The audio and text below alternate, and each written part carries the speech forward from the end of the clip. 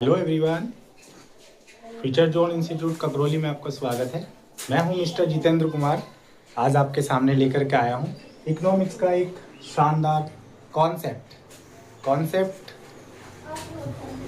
Distinct between domestic income या product income and product both are same word and national product. So let's begin. What is the difference between the national product and domestic product? Now discuss about it. Difference between domestic product and national product. देखो दोनों में so first of all we get it about the what is the meaning of domestic product. So जैसे like suppose कोई person एक nation में काम करता है, like suppose we are living in India or so we are doing in work in India. हम India में रहते हैं और इंडिया में वर्क करते हैं, तो इंडिया की जितनी भी टोटल इनकम होती है उस इनकम को हम डोमेस्टिक प्रोडक्ट कहते हैं।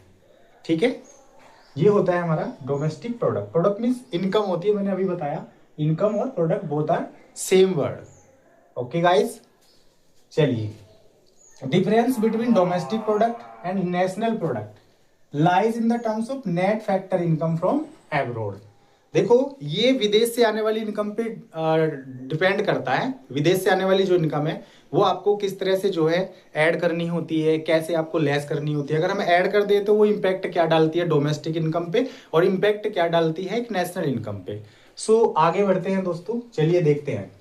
इसने बताया है कि हमारे पास में जो net factor income from abroad का मतलब होता है कि जो विदेशों से आने वाली इनकम है। मैंने आपको बताया ये एक डोमेस्टिक इनकम होती है जब एक कोई पर्सन अपने नेशन में रह करके वर्क करता है, चाहे वो यूएसए में रहता हो, फ्रांस में रहता हो, चाइना में रहता हो या फिर इंडिया में रहता हो, जहाँ पे भी रह करके एक व्यक्ति अपने अर्निंग करता है फॉर देयर लिविंग, अपनी लिविंग के लिए अर्निंग करता है, तो उस अर्निंग को हम क्या कहते हैं डोमेस्टिक इनकम कहते हैं। या पूरी कंट्री की इनकम को कैलकुलेट करने के लिए जो हम एक फाइनेंशियल मिनिस्टर की भी हेल्प होती है, जो वो बताते हैं कि हमारे देश की इकोनॉमी कितनी डेवलप हो रही है, तो वो as a domestic plus national income calculate करके ही डिस्कस कर पाते हैं।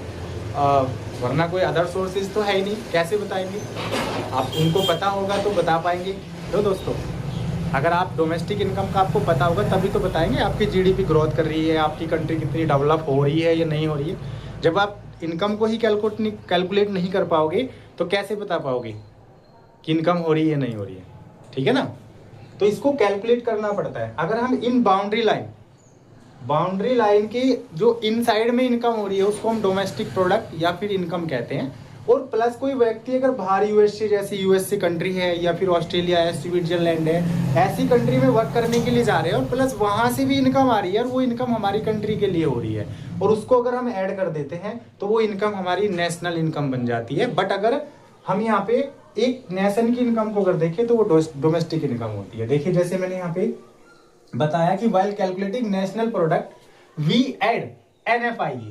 अगर आपको नेशनल प्रोडक्ट निकालना है, क्या निकालना है? नेशनल, पूरी कंट्री का। ठीक है, तो हमें क्या करना होता है, जो डोमेस्टिक इनकम होती है जो हमारी कंट्री की इनकम प्लस जो बाहर से आ रही है, जो विदेश से आ रही है, डोमेस्टिक में हम क्या कर देंगे, जो NFIA आ रही है दोनों को प्लस कर देंगे तो एक नेशनल इनकम बन जाती है, पूरे राष्ट्र की इनकम बन जाती है।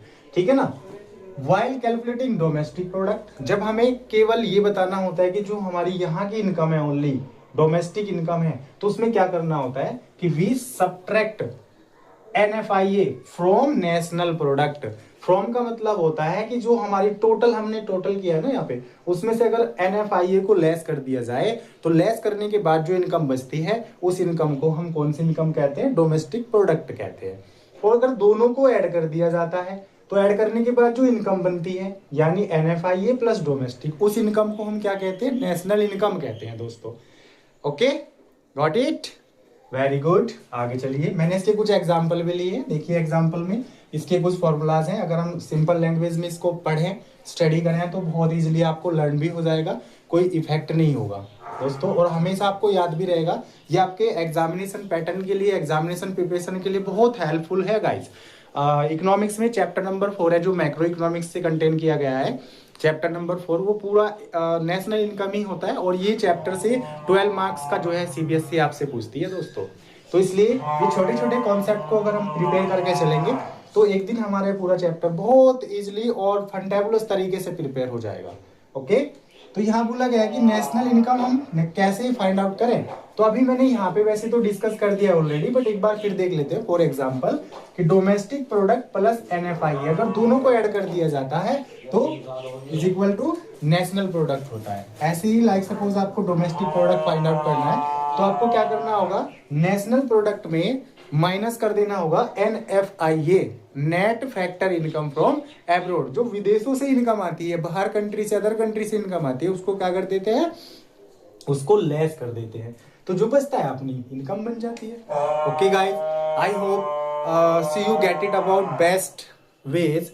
सो आई थिंक आप कभी भूलोगे भी नहीं। ये हमेशा ध्यान रखना है कि हमें डोमेस्टिक इनकम और नेशनल इनकम को फाइंड आउट करना होता है तो क्या ऐड करना होता है, क्या लेस करना होता है। ठीक है ना, चलिए मिलते हैं आपको नेक्स्ट वीडियो में। आज के लिए इतना ही। Thank you, bye bye, good day, good luck, nice meeting you.